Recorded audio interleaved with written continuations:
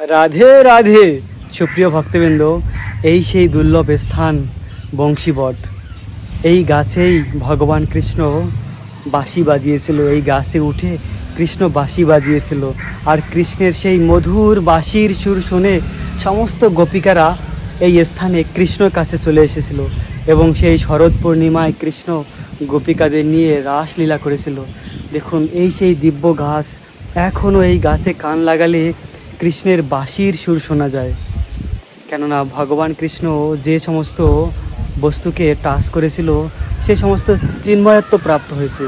তো এই গাছটি যেহেতু ভগবান কৃষ্ণ এই গাছে উঠে তিনি বাঁশি বাজিয়েছিল, তাই এই গাছটি চিন্ময়ত্ব প্রাপ্ত করেছে। চলুন আমরাও এই গাছে কান লাগিয়ে দেখি, ভগবান কৃষ্ণের বাঁশির সুর শুনি।